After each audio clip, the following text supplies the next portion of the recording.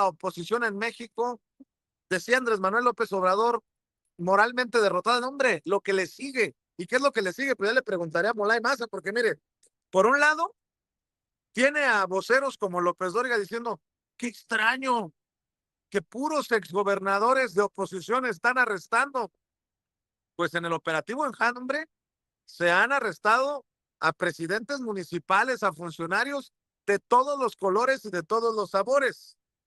Pero fíjese nada más la oposición. Tiene a Ángel Aguirre del PRIANRED, primero del PRI, después del PRD, gobernador de Guerrero en el bote. Tienen a Rufo Mandela, el primer gobernador de oposición del PAN de Baja California, en el bote. Mientras estos personajes como Alito Moreno, el presidente nacional del PRI, don Perpetuo, sigue gritando censura. Y dígame usted si la oposición no está en la lona. Déjeme saludar al historiador, analista, amigo de este espacio libre como el viento, Molay Maza Ontiveros, para hablar de estos y otros temas. Seguramente también tendrá su opinión sobre lo que escribió Ezra Shabot, este personaje ex de Canal 11, básicamente negando el genocidio en Gaza, aplaudido por Héctor Aguilar Camín y por Enrique Krause, un tema que le planteaba yo directamente a la presidenta en la mañanera. En fin, de lo que él también traiga en el tintero, vamos a hablar sin censura. Querido Molay, te abrazo a la distancia, ¿cómo estás? Hola Vicente, pues un gusto siempre estar contigo en este espacio tan relevante y con el auditorio culto, inteligente, conocedor, revolucionario que sigue sin censura. Pues acá, Un feliz. espacio en el que cobramos, un espacio en el que cobramos 50,000 por pregunta en la mañanera, dicen los ardidos, las ardillas, mi querido Molay.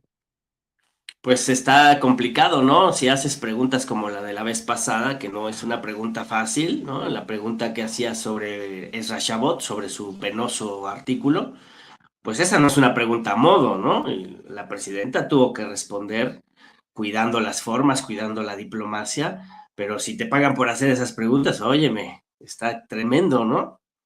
No, no se sostiene.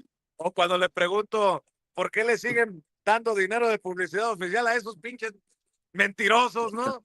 No son temas Esa es la fáciles, no son temas fáciles. ¿Por dónde le quieres entrar esta mañana, mi querido Molay? Pues mira, es que yo estaba viendo justo lo del artículo vergonzoso de este tipo, de este sionista. Yo creo que a sionistas como es Shabot, lo digo con toda sinceridad, lo digo como ciudadano mexicano, como antifascista y antiimperialista, a personajes que tienen relaciones con el sionismo y que promueven el genocidio y que niegan el genocidio, porque negar un acto histórico, una acción histórica es promoverla porque la ciegas, ¿no? O sea, negar que se está cometiendo un crimen de guerra es favorecer al crimen de guerra y luego salir con que hay niños que merecen ser asesinados porque van a ser terroristas en el futuro, pues es simplemente una actitud absolutamente criminal. Y ese tipo de personajes deberían ser expulsados de nuestro país, porque no Ah, coincide en nada. carambas, ah, Así, yo lo carambas. digo yo estoy absolutamente convencido de que un personaje que promueve el genocidio, un personaje que promueve el crimen, los crímenes de guerra, que los promueve de manera abierta en la prensa nacional, deberían ser expulsados de un país donde su constitución garantiza los derechos humanos, garantiza la libertad, la democracia y la justicia. No tiene nada que hacer un personaje de ese tipo en territorio nacional. Y es lo que se debería hacer en todos los países para combatir el genocidio y para combatir el terror que infunde el ente sionista en todo el planeta. Y A entonces, ver, reflexionando sobre esto, nada más para aclarar, Molay más Ontiveros, que está muy dígame, fuerte lo que acabas de decir. No es no, expulsarlos, ¿eh? no es expulsarlos de la televisión, de la radio, de los expulsarlo del país, Molay. Por supuesto. Es como si en 1929, de 1929 a 1940, se hubiera frenado a los nazis antes de que empezaran su ola de terror belicista y terrorista en toda Europa. ¿no? Si se le hubieran parado los pies a los nazis antes de que empezara la dictadura, se hubieran evitado muchos crímenes, ¿no? Y en este caso, los nazis del siglo XXI son los sionistas que controlan la Palestina ocupada y están dispuestos a hacer cualquier cosa, asesinar a cualquier persona, están dispuestos a expandir el terror en todo el mundo, están interviniendo en América Latina, están interviniendo en procesos electorales en todo el planeta, están coludidos con los grupos del poder más concentrado, de la riqueza más concentrada del armamentismo, y no me extrañaría que también del crimen organizado en Estados Unidos. Están coludidos con Donald Trump, están coludidos con Elon Musk, están coludidos con la oligarquía financiera internacional, están desarrollando su plan de conquista y colonialismo en Asia Occidental, extendiendo el Gran Israel sobre Siria y sobre Líbano, además de los actos de terror brutal que se están cometiendo en Cisjordania y en Gaza, que está extensamente documentado, y eso no es cualquier cosa. Y un personaje, un ciudadano, un intelectual que ocupa medios de comunicación y que ocupa incluso espacios de gobierno, y para defender esa ola de terror merece ser sancionado con mucha contundencia, merece un repudio social, contundente de parte de la población, y merece un repudio político y un repudio administrativo. Yo creo que las personas que tienen vínculos con los crímenes de guerra de Israel tienen que ser expulsados de este país. Los sionistas en este país no caben, porque están demostrando en todo el mundo, y particularmente en Palestina ocupada, los sionistas están demostrando que son peligrosos, que son cancerígenos para las poblaciones, que son tumores en la población, que generan odio y que generan división, y que además en cualquier momento sueltan el zarpazo, en cualquier momento sueltan la mordida, en cualquier momento abren la conspiración en donde inician los procesos de ocupación territorial y asesinatos en contra de civiles, en contra de niñas y en contra de niños. Oye, ¿No? Molay, La consigna Molay, que pasa en Gaza. ¿Sí? y no tiene nada que ver con un ataque a la libertad de expresión, porque cada quien puede opinar lo que quiera. Pero aquí lo que se está denunciando es que básicamente le lave la cara a quienes han asesinado a niños bajo la consigna de que esos niños eran futuros terroristas, ¿no? O sea, dices, o sea, más torcido, más perverso, más ojete no se puede. ¿Qué piensa? Si eso piensa de los niños, no de Gaza o no de Gaza, de los niños en general, eso es lo que él piensa de los niños en general, que todos pueden ser terroristas, ¿no? Si un niño de un país puede ser terrorista, cualquier niño puede serlo. Eso es lo que ese señor piensa de los niños, pero no es Ezra Chabot el que está hablando, es el sionismo. Eso es lo que el sionismo piensa de los niños que no son sionistas o judíos, ¿no? O judíos sionistas, para decirlo, ¿no? Eso es lo que piensan. Y eso son criminales en potencia. ¿Qué pensarán de la gente que no piensa como ellos? De la gente de izquierda, de la gente pobre. ¿Qué pensarán de la gente pobre? Si eso piensan de los niños, ¿no? Y lo que está haciendo Ezra Shabot no es libertad de expresión. Eso se llama apología del genocidio.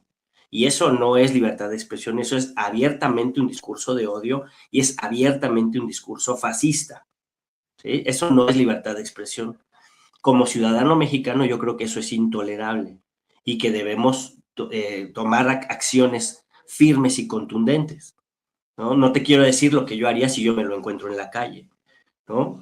Pero no podemos tolerar esta apología del odio, apología del genocidio, ni de este tipo, ni de toda la comunidad sionista que habita en este país y que son un peligro. Y lo digo con estas palabras, son un peligro para cualquier país. Una comunidad sionista es un peligro para cualquier país en este momento de la historia.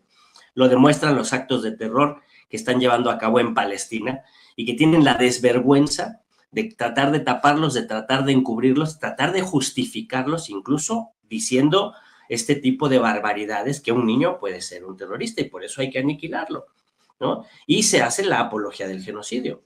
En varios países de Europa e incluso en Estados Unidos, dime tú si no, Vicente Serrano, es un delito negar el holocausto, ¿no?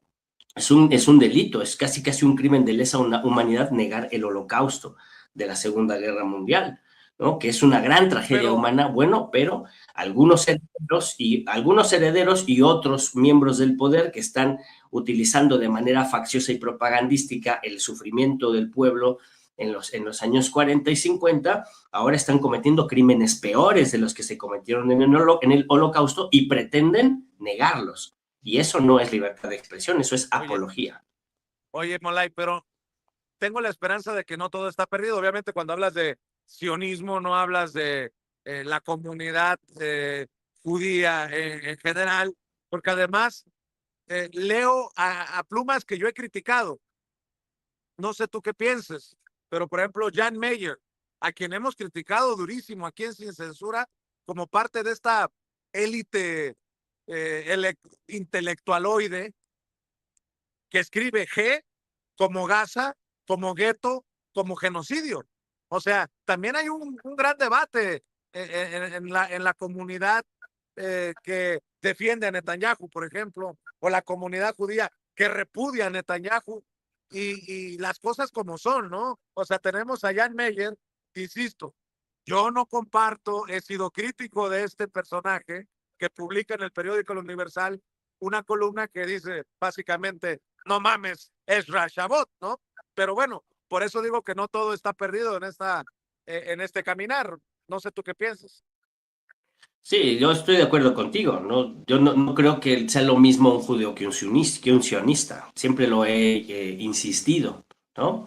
O sea, hay un fuerte movimiento judío antisionista, ¿no? El problema son los sionistas, ¿no? Y los sionistas tienen ese discurso que Ezra Shabot pasa como por un artículo, ¿no? Así como una opinión, ¿no? Y ni madres, no es una opinión, no es cualquier artículo, no es libertad de expresión. Eso es apología del genocidio y hay que frenarlo fuerte, ¿no? Y ya estuvo suave de que pensemos que ay, pues es un rollo, es un tema de intelectuales y es un tema periodístico y es un tema teórico. No, es un tema muy concreto, es un tema práctico, es un tema político y es un tema que debe tener, ya es hora de que les cueste estar haciendo apología del genocidio y que les cueste materialmente. Ya es hora de que salgan del paraíso de la impunidad y los sionistas empiecen a sufrir las consecuencias de los actos de crímenes que están cometiendo en todo el mundo.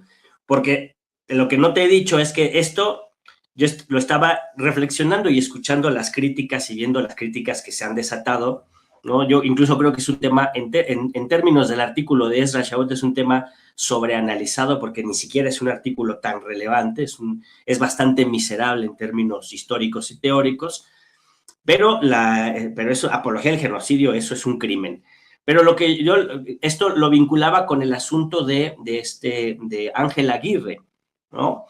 Porque la inteligencia israelí y los software israelíes para el espionaje que usaba Enrique Peña Nieto tuvieron que ver en el crimen que se cometió contra los estudiantes de Ayotzinapa. Y Ángel Aguirre era de los que estaba enterado de la situación y siempre se había insistido desde los primeros días de la desaparición de los estudiantes de Ayotzinapa, desde los movimientos sociales siempre se insistió en que una de las líneas de investigación tenía que pasar necesariamente por el gobierno de Ángel Aguirre y luego ni siquiera se mencionaba, ¿no? En aquel momento Ángel Aguirre pidió licencia, pero la pidió para salirse un poco del espectro político, ¿no? Para tratar de pasar desapercibido, pero no porque hubiera ningún tipo de sanción en su contra, ¿no? Y finalmente las investigaciones obviaban la presencia de un gobernador que tenía vínculos con el conjunto del poder político del Estado, porque el gobernador en Guerrero, por lo menos hasta el gobierno de Ángel Aguirre, estaba muy controlado por las familias cercanas al figueroísmo, aquel viejo gobernador, aquella vieja familia de caciques, ¿no? Y el figueroísmo estaba vinculada con todo lo que se movía en el estado de Guerrero, ¿no? O lo está todavía. Las acciones que se cometieron en Iguala no podían explicarse solo en Iguala, sino que tenían que explicarse en su contexto local y en su contexto nacional, ¿no? Y por primera vez ahora aparece ya la figura de Ángel Aguirre pagando las cuentas dentro de la investigación y ya detenido. Y eso creo que es una señal muy importante, y es una señal muy importante justamente porque es la impunidad la impunidad de los crímenes, la impunidad de los crímenes de lesa humanidad, la que protege a los personajes vinculados a los grandes crímenes históricos y que les da la idea, les permite creerse con la facultad de hacer lo que quieran y de decir cualquier barbaridad, incluido que podemos matar niños porque son terroristas, ¿no? Y el mensaje de que no va a haber impunidad y que la ley y la justicia son lentas, pero tarde o temprano llegan. Creo que es un mensaje de esperanza. Dirías tú, no todo está perdido, porque por fin tenemos nuevas líneas de investigación, nuevos elementos, nuevas herramientas de investigación para profundizar en datos que ya se tenían, pero que no se habían investigado con estas nuevas formas, para alcanzar a agentes del poder, del viejo poder, que se sentían muy protegidos, muy encumbrados, muy impunes, y que puede que empiecen a caer, ¿no? Creo que eso es muy importante para el caso de Ayotzinapa, que tiene, insisto en esto, tiene vínculos con la inteligencia israelí en nuestro país, con la utilización de la inteligencia y del software, del malware israelí en nuestro país, ¿no? Y con la capacidad de nuestro gobierno y de otros estados del mundo de combatir el terror, de combatir la impunidad y de llevar a juicio y llevar al banquillo de los acusados tarde o temprano a estos criminales de guerra, a sus cómplices y a sus propagandistas, ¿no? Porque creo que son cosas que no debemos desvincular.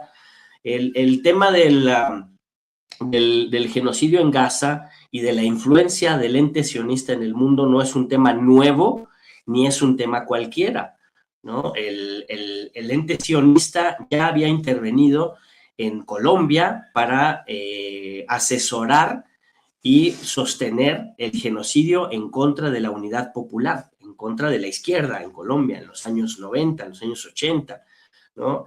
El avión con el que se hicieron los vuelos de la muerte en nuestro país durante la guerra, durante el terrorismo de Estado del Priato contra la juventud mexicana, el avión que se usaba para hacer los vuelos de la muerte era un avión diseñado en Israel, un avión que se le dio del gobierno de Israel al gobierno mexicano para cometer esos crímenes. Era un avión diseñado especialmente para cometer esos crímenes, ¿no? Y ahora estamos viendo en vivo y a todo color el genocidio que se comete en Gaza, que se amplía hasta Líbano, que ocupa territorio sirio, que tarde o temprano irá a Jordania, si no lo detienen pronto, si no se detiene pronto al ente sionista, irá por territorios de Jordania y por territorios de Egipto, ¿no? Y estará interviniendo en América Latina para poner gobiernos, como lo dicen las grabaciones de Juan Orlando Hernández, ¿no? En la segunda entrega de grabaciones de Juan Orlando Hernández,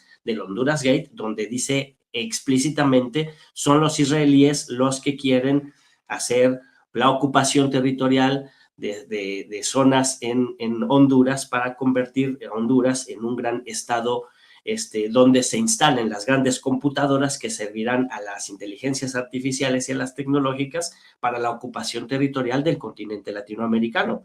Y para la ocupación territorial del continente latinoamericano, ¿por quién?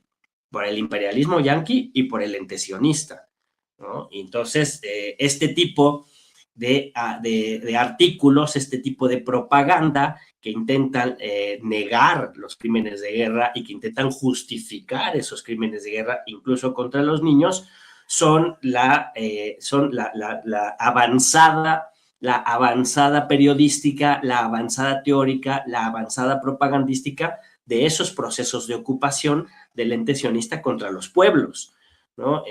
¿Cuáles son sus tácticas? Las tácticas que utilizaron contra los jóvenes de Ayotzinapa. ¿Cuáles son sus estilos de operar, sus estilos de imponer su poder? Pues el terror, la pedagogía de la crueldad y la desorganización de las sociedades, la atomización de las sociedades a partir de ese terror, ¿no? Y yo leo el artículo de Chabot en ese contexto, ¿no? Y leo la investigación que señala y que apunta hacia Ángel Aguirre en ese contexto en donde nuestro gobierno, nuestro Estado, nuestro pueblo puede frenarle los pies, puede pararle los pies y puede convertirse en una punta de lanza para la expulsión de estas amenazas sionistas, pero que sí hay que quitarles la base social, ¿no? Hay que expulsar a la base social del sionismo de los países del mundo y de México en particular, porque no es cualquier cosa lo que estamos viviendo en esta intensa guerra global de los superpoderosos sionistas en contra de los pueblos del mundo, ¿no? Por eso no es casualidad que el ente sionista tenga protegido a Tomás Cerón, que también tiene mucha información sobre el caso Ayotzinapa, ¿no? Por eso no es casualidad que tengan resguardado y asegurado a personajes como Andrés Roemer, que también tiene mucha información seguramente sobre la pandilla Epstein y su relación con Salinas Pliego, ¿no?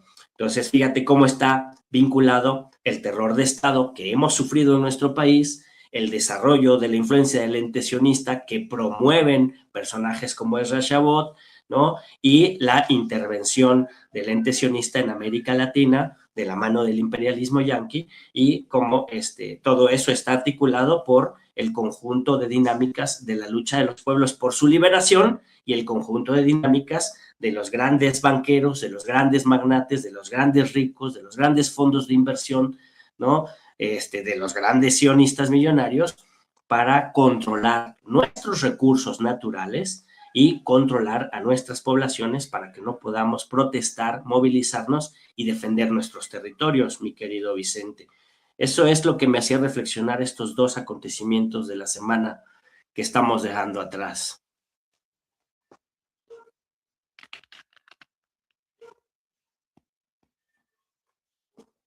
¿Cómo la ves? ¿Sí me oyes? ¿Sí seguimos aquí?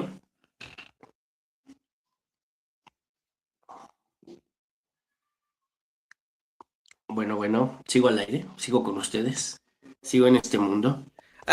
Querido Moley, ¿cómo estás? Aquí Toño, eh, saliendo de bateador emergente. ¿Cómo estás, querido amigo? Bien, entonces, ¿sabes qué? Yo pensé que yo me había salido. No. Estamos teniendo problemas con la comunicación con Vicente y bueno, me da mucho gusto saludarte aquí Saludos. en Sin Censura. Y fíjate lo interesante que nos estás planteando, ¿no? Esta situación tan interesante, tan fuerte, la relación que podría existir entre el sionismo, entre la ultraderecha y obviamente el sionismo que representa Ezra Shabot con el caso de Ángel Aguirre. Te lo comento porque hoy que toma posesión Abelardo de la Espriella, vamos, ¿no? Me llamó mucho la atención esta detención.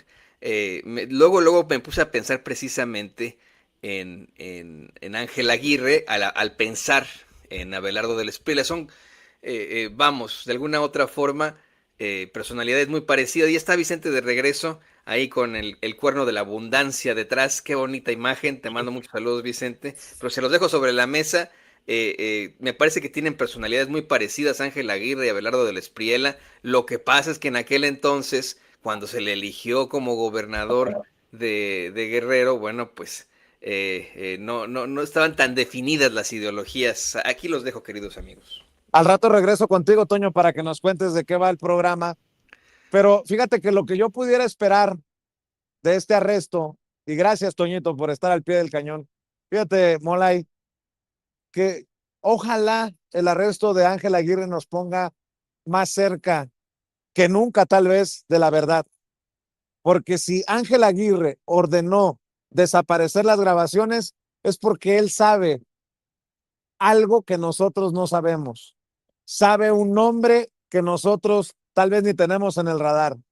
Y si Ángel Aguirre le queda un poquito de dignidad y honestidad, ojalá que, ya no lo digo por uno, que lo haga por los padres y madres de los normalistas desaparecidos, por México, que diga lo que sabe para que se pueda llegar a la justicia y a la verdad, sobre todo a la verdad, Molay.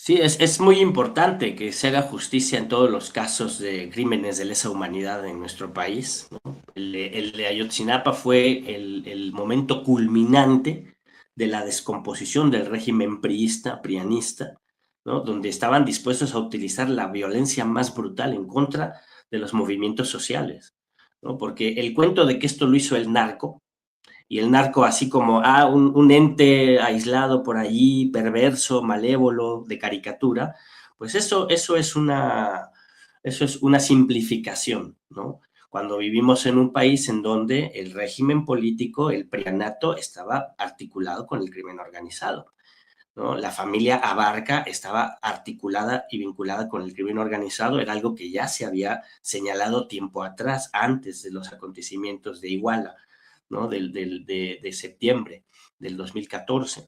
Se evidencia ese terror, esa capacidad de generar terror y de imponer terror por parte del Estado, un Estado oligárquico, en contra de los pueblos y los movimientos sociales. Y es fundamental hallar a los culpables, hacer justicia para generar condiciones de no repetición, ¿no? Para crear las garantías de no repetición necesariamente se tiene que hacer justicia y necesariamente se tiene que llevar a todos los implicados a deslindar responsabilidades y a pagar sanciones, ¿no? Y yo creo que esta trama llega hasta Enrique Peña Nieto, yo no tengo la menor duda, ¿no? En aquel momento, cuando yo estaba en el movimiento social, en los movimientos cercanos a Ayotzinapa, no teníamos la menor duda de que esto era una orden directa de Enrique Peña Nieto por el nivel de saña, el nivel de terror y el nivel en que todas las estructuras del Estado estaban articuladas y operando para proteger y para encubrir a los que habían cometido el crimen, ¿no?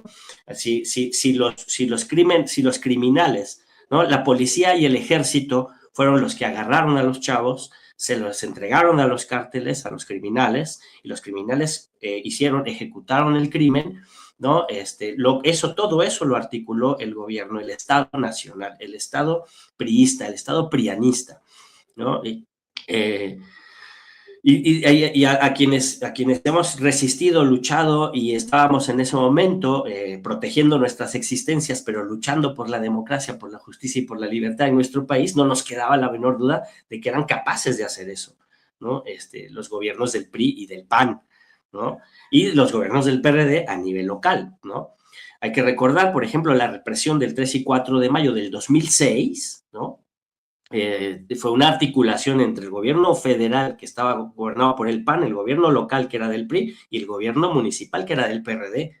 Y se pusieron de acuerdo los tres niveles para llevar a cabo la represión brutal del 3 y 4 de mayo del 2006, donde hubo violaciones, donde hubo torturas, donde hubo la detención arbitraria, primero desaparición y luego detención arbitraria de 207 personas, más de 200 personas, ¿no? Y luego eso fue increciendo en Oaxaca, ¿no? Fue increciendo en Nochistlán, ¿no? Cuando me refiero a Oaxaca me refiero a la lucha de la APO en julio del 2006, de mayo a septiembre, noviembre del 2006, ¿no? Pero luego vino la represión contra la reforma, cuando fue la lucha contra la reforma educativa, la brutal represión en Nochistlán, ¿no? Donde asesinaron a varios profesores, ¿no? Y luego eso fue increciendo con diferentes cosas extrañas que pasaron que se le atribuían solamente al crimen organizado, como en Metlatono ahorita se me acaba de escapar otro caso muy importante, ¿no?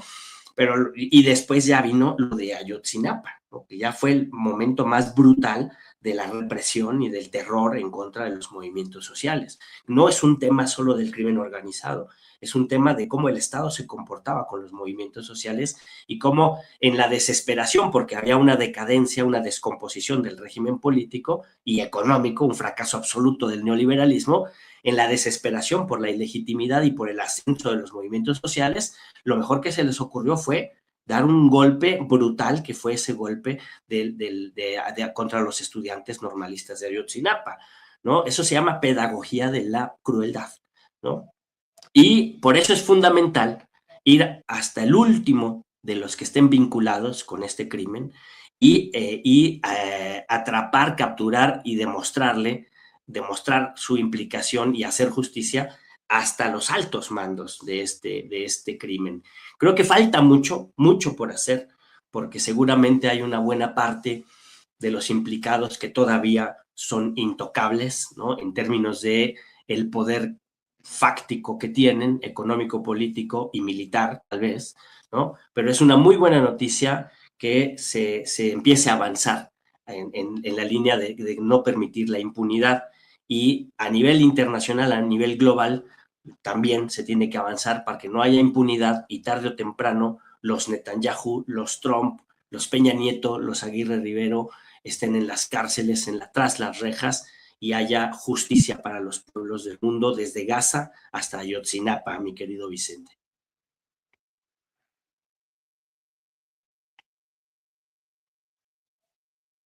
Pasa. Otra vez. Seguimos enfrentando problemas con la comunicación, Moley, y bueno, pues de verdad que este es un caso que a mí me duele mucho, precisamente al pensar en la lucha, una lucha que tú encabezas, una lucha por la que Molay también, si usted no lo sabe, en algún momento fue encarcelado injustamente, a él le fabricaron un delito, a Molay, y precisamente, si no me equivoco, fue en tiempos de Peña Nieto, ¿no, Moley?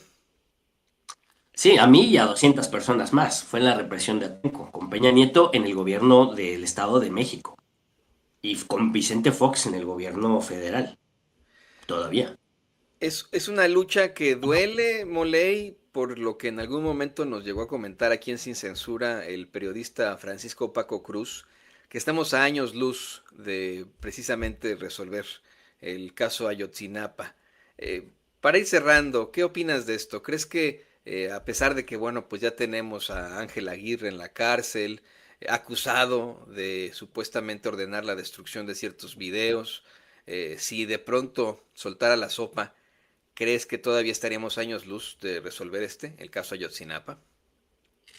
Yo creo que estamos todavía lejos porque hay una fuerte tendencia, una fuerte corriente que está dentro de la Cuarta Transformación que encubren la participación del ejército, ¿no? Y hay un equilibrio de poder real entre el poder político emanado de las urnas y el poder fáctico que tiene las armas, que forman parte del Estado, que es el ejército y el poder ejecutivo, y el poder legislativo también emanado de las urnas, ¿no? Y se ha construido un equilibrio. Eso es algo que cualquier politólogo lo puede observar y decir. Se ha construido un equilibrio entre esos dos poderes para permitir la factibilidad del proceso de transformación. Y eso hace que sea muy difícil que un caso como el de Ayotzinapa u otros casos de lesa humanidad de tiempos de la mal llamada Guerra Sucia, que es terror de Estado, ¿no? De hecho, el hecho de llamarle guerra sucia es un encubrimiento de la responsabilidad que tiene el Estado de haber llevado a cabo una violencia desmedida en contra de su propia población durante los años de 60, 70 y 80, ¿no? Que fue una época de terror de Estado, ¿no? En donde se usó la fuerza del ejército en contra de población civil que se armaba, que pretendía luchar para transformar la realidad, pero que jamás fue una fuerza beligerante real con capacidad de poner en jaque al Estado, ¿no? Y por eso fue una fuerza desmedida la que se usó contra Genaro Vázquez, contra Lucio Cabañas, contra la Liga Comunista 23 de septiembre, ¿no? Y esos casos todavía están impunes, todavía no están bien investigados, porque se trata de salvar la participación del ejército en ellos, también en el 68, también en el 71, ¿no? Y en Tlatlaya también, ¿no? En el Charco, ¿no? En la matanza del Charco, en Aguas Blancas, ¿no? Se encubre, ¿no? Y se le da la vuelta a la participación del ejército. Incluso se ha utilizado en eventos oficiales, miembros del ejército han utilizado la idea de que fue la idea esta de los dos demonios, ¿no? La teoría de los dos demonios. Fue una guerra donde los dos bandos se dieron y los dos sufrieron y ya en santa paz dejémonos y cada quien con su golpe. Y no puede ser así. Los procesos de verdad, los procesos de justicia, los procesos de reparación para generar condiciones de no repetición necesariamente pasan por investigar la acción de las instancias oficiales, de las instancias del Estado, ¿no?